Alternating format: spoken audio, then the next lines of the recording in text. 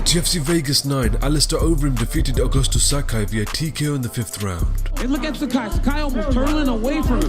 This fight's gonna get over. This fight's gonna end. Oh, man. 3 more elbows. Now a hand with that is it.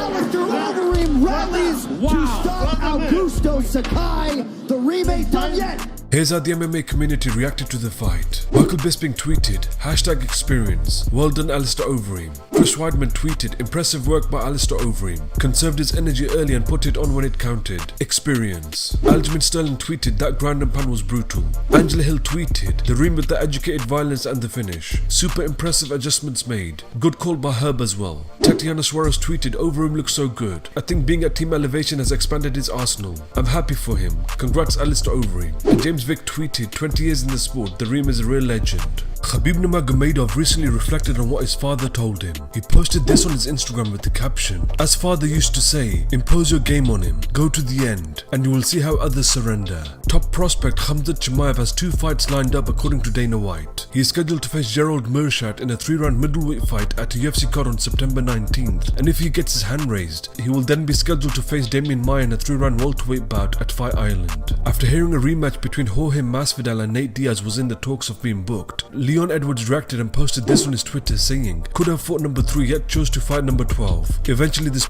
will fight me. I'm all for money fights, but watching 2 journeymen go at it again when it wasn't even competitive is a joke. And this is the BMF. Jorge Masvidal's manager Abraham Kawa responded back saying, can't say guy's ducking another guy when said guy was with his whole crew in his backyard and the other guy walked right up to him and fed him 3-piece with the soda and left without a scratch on his face. Leon Edwards ended it off with they hide your whole crew in a hotel and rushed you out of the country the next morning, you fat little.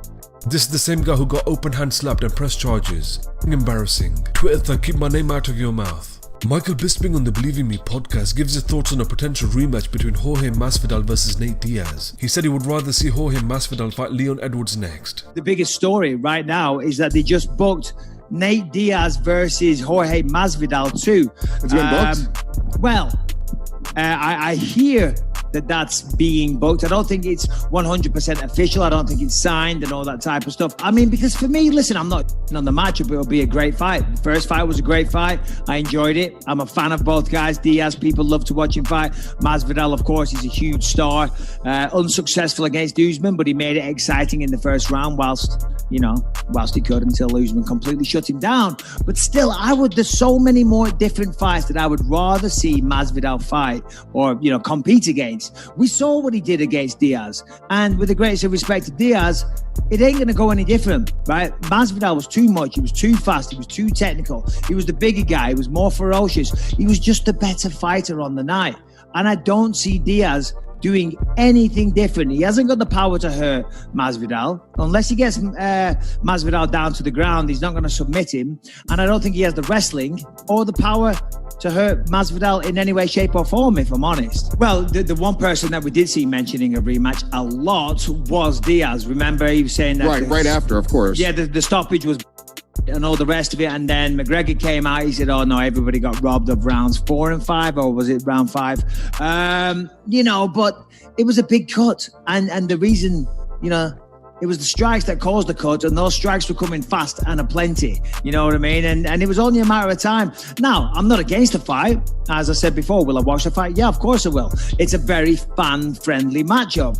The only thing is, as I say, far be it from me, I'm not on the UFC. It'll be great, and it'll do big numbers. But for Masvidal, you got to think. So here's a guy that's on top of the sport right now. He's on the cover of the new UFC game. He fought for the belt. Had he won that and was champion of the world, then for me, you would see Masvidal's face everywhere. But he lost, and he's got to be careful now. He's got to pick a good fight. So from a strategic managerial standpoint, fighting Diaz again makes tremendous sense for Jorge Masvidal. Why? Well, number one, he's got to win the fight, in my opinion. Listen, anything can happen, but I would say Masvidal's definitely going to win the fight.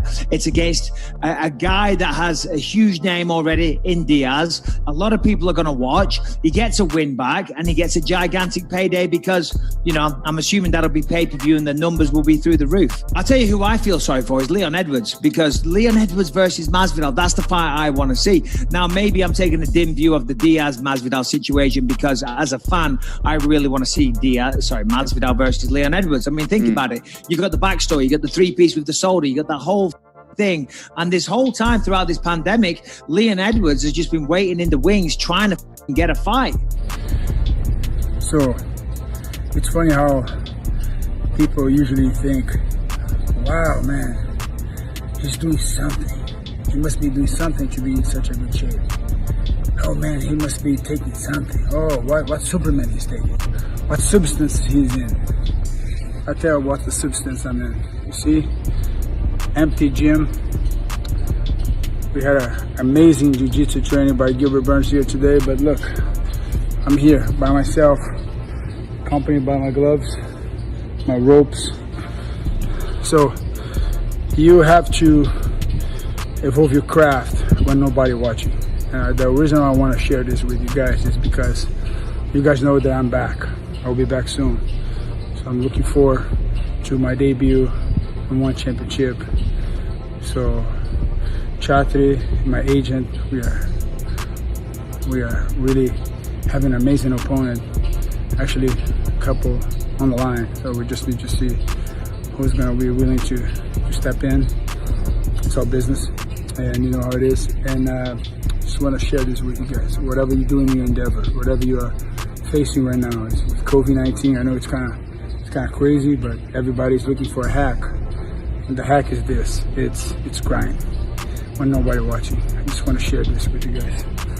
See you guys later. Bye bye. And Alexander Rakic on Sirius XM with Jimmy Smith speaks on his game plan against Anthony Smith. Yeah, basically, I told my coaches and my coaches told me I need to be patient. Normally, I'm the more aggressive guy and went forward with not thinking, you know, what could happen.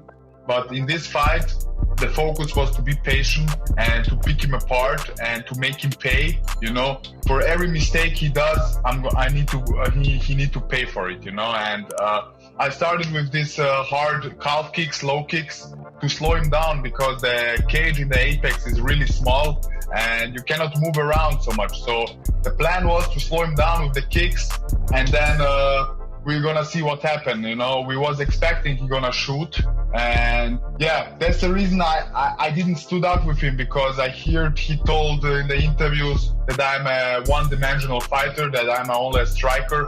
So that's the reason I didn't let him get up. You know, I wanted to fight on the ground to show him, and not only him, but the UFC and the division, that I am an all-rounder. I would say my background is kickboxing, so I'm kicking like 15 years. And with Özdemir, I focused more on boxing because his dangerous weapons are his hands. You know, he is heavy-handed, and you know, I'm a guy like this. I want to beat someone in the area where you're the best, you know. And that's the reason I didn't kick so much. But I had also an injury. I broke my heel in the sparring. I did a spinning back kick to the elbow like 10 days before the sparring, and my heel was swollen and big, and I could move, but if someone touches this heel, it went like really I had really pain. So this is also one reason why I didn't kick in that fight so much. But of course, after this fight, I told myself this is never gonna happen again. I'm gonna kick the out of everybody now. I don't care.